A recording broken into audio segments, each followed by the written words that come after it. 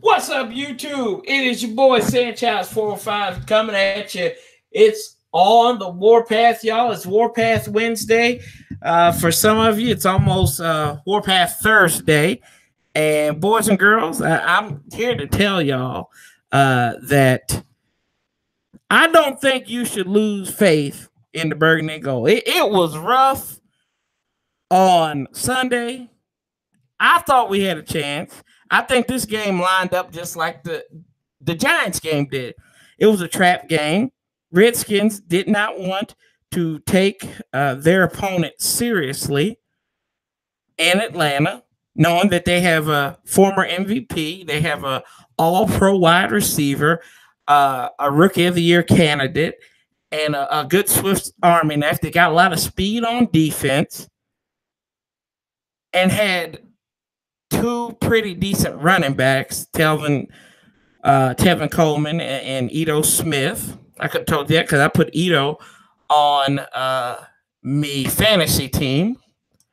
But for the average viewer, and I know it sucks to see the winning streak, the caffeine high. We were on a caffeine high coming through. And just, we crashed. If you get chalked up on sugar, because every win is sweet, and recklessly get chalked up on sugar, no matter how close, no matter how much blowout it is, you're going to have a crash.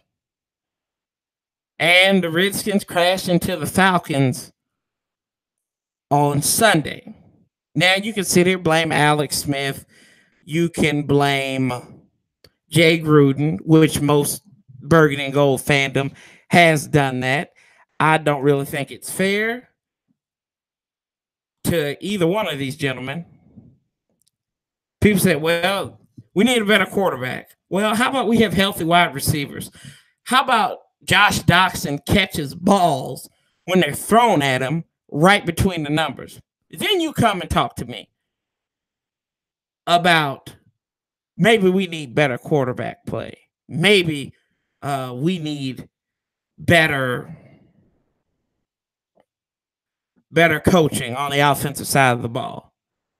That's well and dandy, folks. I mean, that is totally fine and it's totally cool. We can agree to disagree in that faction.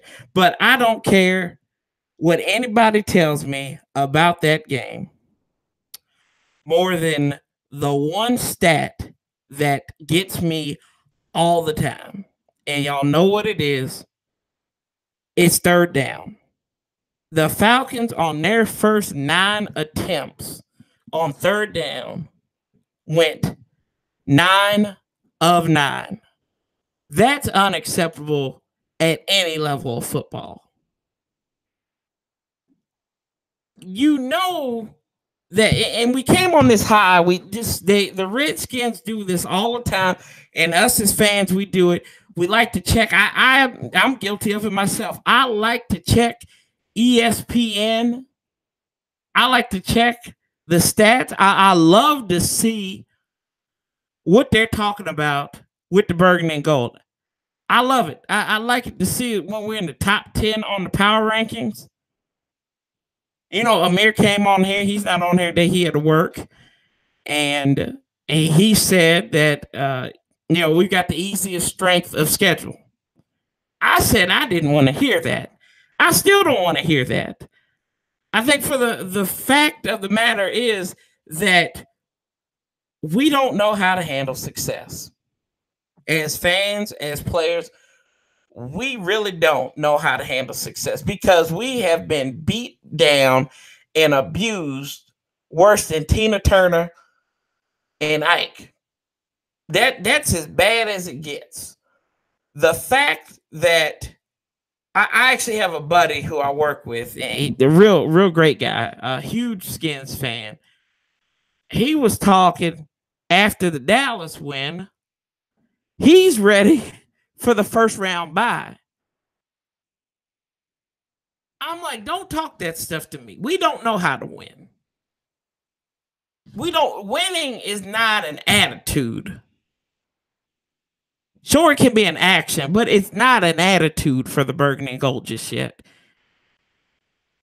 It is something that we are constantly striving for.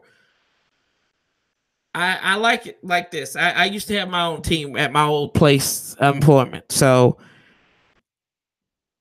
I was the coach. And they would always tell me they get their stats up. I'm like, good. You can do better. But they were like, well, what do you mean? Don't I get credit for doing good?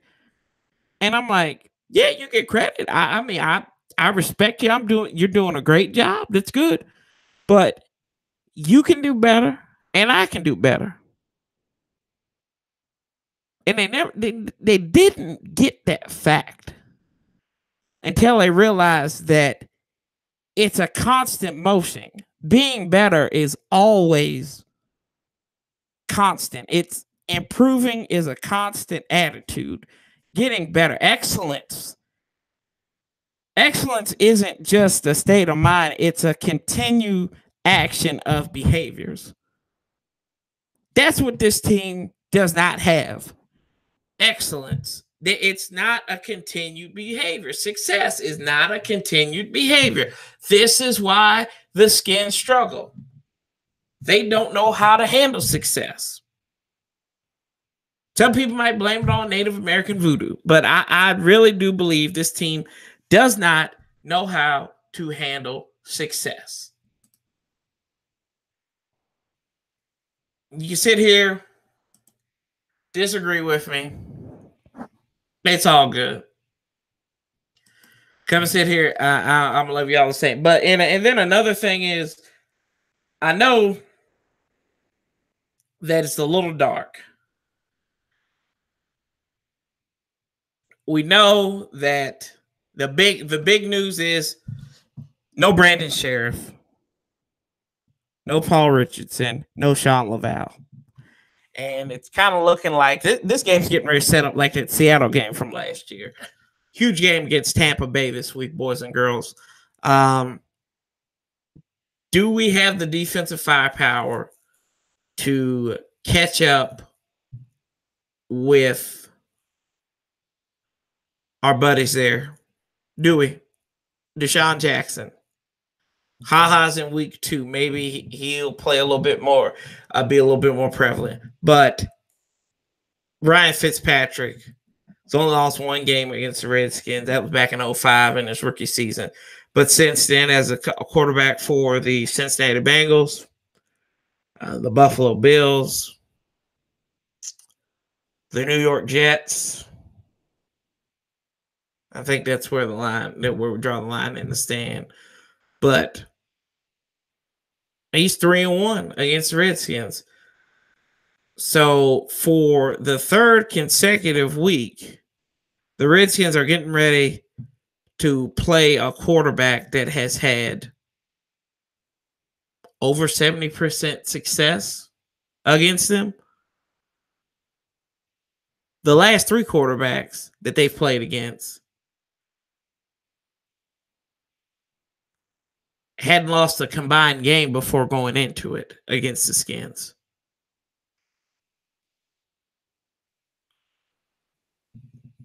Chew on that. It's time to pick up the pieces, but I'm not ready to give up on this team. I think they're 5-3. I think Alex Smith, if he gets some continuity with his wide receiver, if these guys will actually, if he can have the same wide receiving crew there the whole time, if Doxson can actually play like a first-round pick, maybe there's some W's in here. I think the Giants is a winnable game. That gets you to 6. Tampa Bay, this game is winnable. We're looking at two wins right there. Gets you to 7-9. So you're same as you were last year. Possibly, could you pick up a game against Houston, Jacksonville, or Tennessee? Win one of those, that gets you right there to 8. Possibly win 2 of those, that gets you to 9. And a lot of people said 9-7 will win this division. Steal a game from the Eagles. We'll see. Then you're at 10 wins. I know we're going to have to retool this offensive line. I understand that. And that's killing me. That's killing me, honestly, baby boy. I swear. But it doesn't surprise me. I had these same problems before. Signed 3 this week. I was actually sitting there in the Redskins on Facebook, the Redskins Live, Redskins Fans for Life fan group, like 50-some thousand folks up in it. And I see some of the most ignorant comments when we lose a ball game. One brother was on here talking about getting RG3 to come back as the backup and fire Jay Gruden. RG3 ain't coming back, blood. A lot of people, and then we'll have our Kirk Cousins lovers, and God love them. Their heart's in the right place. Kirk Cousins was ineffective last week in a win against Detroit. So I don't want to hear this noise about Robert Griffin III coming back to come and play in Washington. That ain't happening. Kirk Cousins ain't coming back. He left us. Kirk Cousins left us 2 years ago and just didn't realize it. Stuck with Alex Smith right now. I think they can get out of that contract next year, at the end of next year. So we, like I said, that's my big phrase is we will see. The guy didn't turn the ball over. 3rd interception. He threw his interception yesterday. But I mean, going back to the game, it was embarrassing to watch. Not just on offense, but on defense more than anything. The fact that they went 9 of 9. And now we know why Josh Norman doesn't trail the number 1 wide receiver on the opposing team, because Julio got his first touchdown.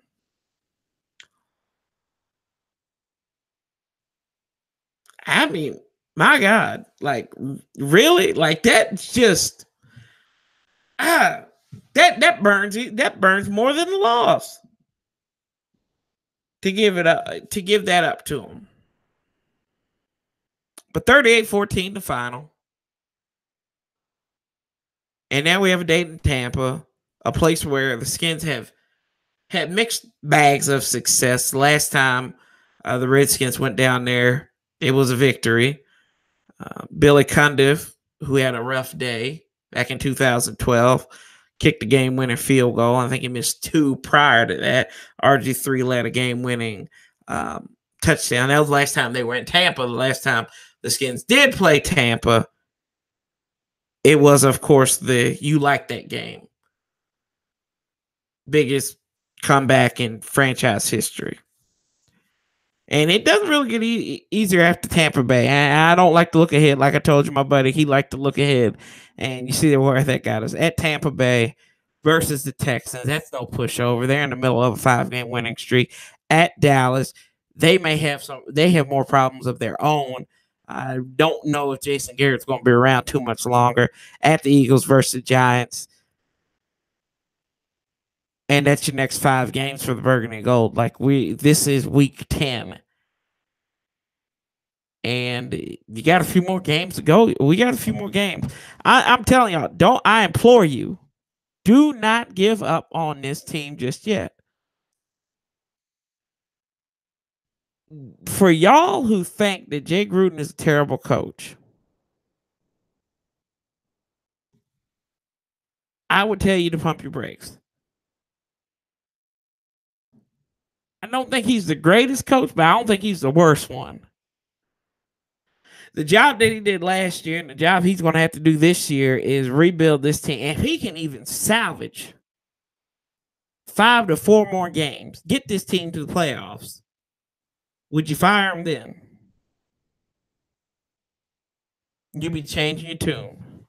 I told you, I preach patience. I get frustrated. I know that I'm like y'all. I get frustrated, but we can't do that.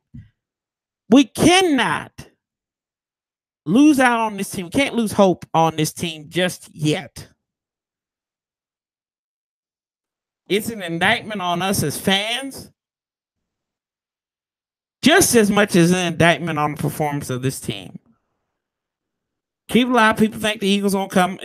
People think the Eagles gonna win this. Redskins still got a shot, y'all. Plug up the holes. Trent Williams coming back in about 3 weeks. So you get your bookend tackle back. You already got Morgan Moses on there. So that's fine. Bergstrom, he can play center. Royer, he can play left guard. All you really have to do is kick somebody into that right guard spot for right now. And pray to God to get on bended knee. Yes, Lord. And pray that nothing else happens.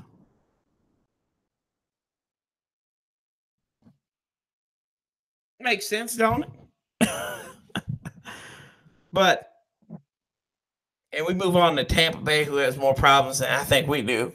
They don't know who their quarterback is. Like I said, Fitzmagic can be Fitztragic.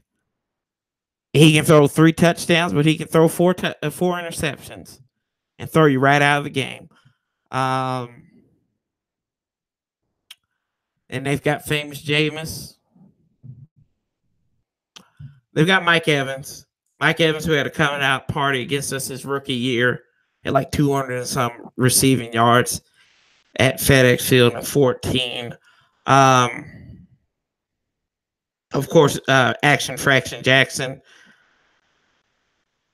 The defense, not really anything to write home about. I will tell y'all, though, it's going to be an interesting game. Winning this game, I think there's still hope out there for us. Don't doubt the team just yet. I know it looks dark, but every season is made up of adversity. For any team. Hell, Philadelphia lost Darren Sproles last year. He doesn't look like the same player now. So, what I'm trying to tell you is it's not over with. Don't throw in the towel just yet. And we're going to get there, y'all. Don't quit on this team. 5-3 at the midway point, 8 games to go. Sit down, shut up, have a Pepsi and smile. I know it's Coke, but I'm saying Pepsi right here.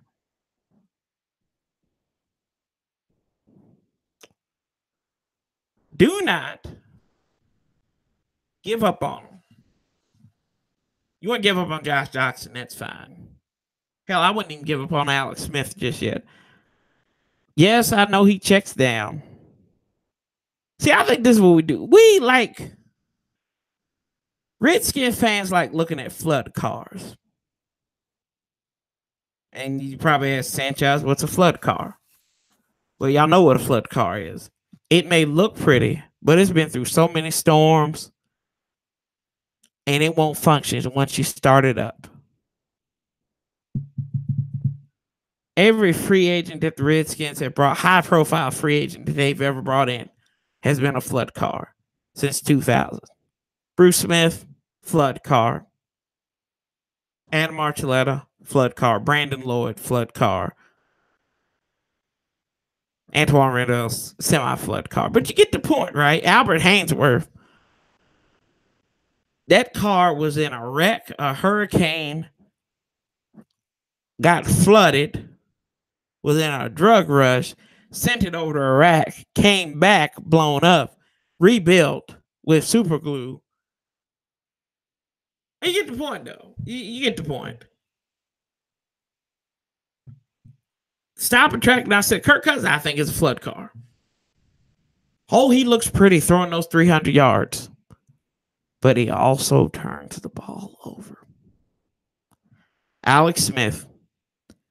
He's that 88 Cressida that your parents still got in the backyard. Your dad still drives it. It's the most embarrassing thing in the world. but that damn thing gets you from point A to point B.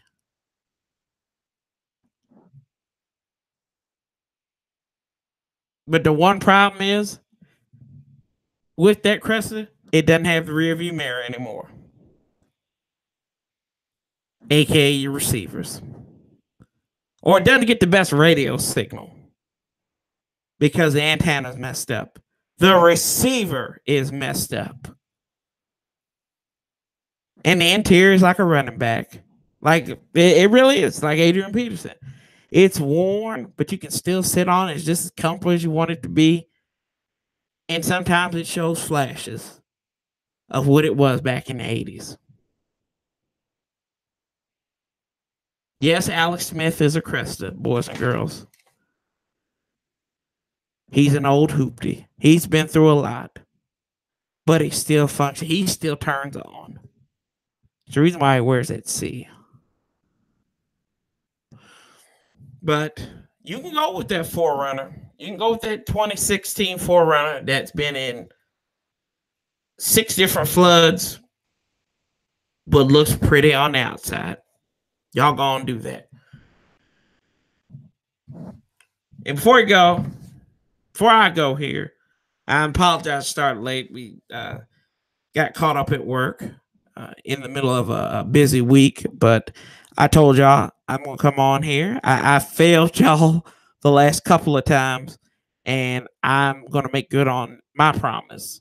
I think I beat Amir last week. We'll just say that. So picks for this week. Of course, I'm going to pick the Redskins to beat the Tampa Bay Buccaneers, so won't pick that game. But interesting matchup, Thursday Night Football. Panthers travel to Pittsburgh and Steel City, take on the Steelers. Ben Roethlisberger, 15-3 in prime time since 2014. I think he'll be 16-3 after tomorrow night. Panthers just don't play on the road as well as they do in the confines of Bank of America Stadium, where they can cash in. I will take the Panthers. Amir. And what's up, Amir? The Lions go to Chicago to take on the Bears. The Lions won the last 9 out of 10 against the Bears. That's going to change. Mitch Trubisky is going to get over that hump, beat the Lions. They'll go to 6-3. The Saints, Bengals. Saints are 4-0 on the road this year. Bengals still 5-3. They're probably. I didn't realize they were 5-3. I didn't know they were that good.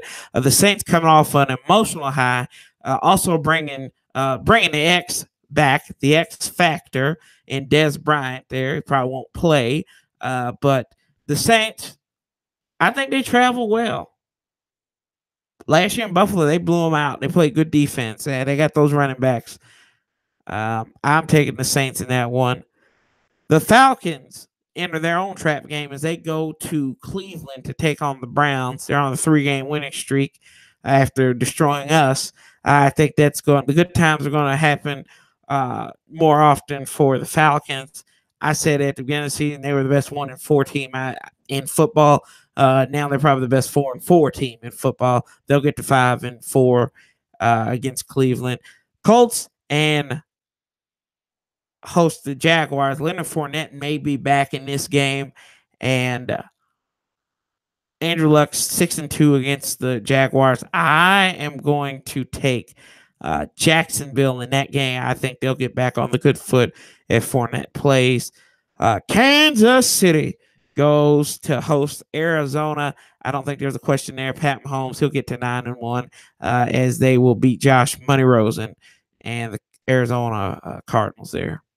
Good matchup, Tyreek Hill versus Patrick Peterson. Buffalo Bills, they are going to the Jets in a battle of who really cares.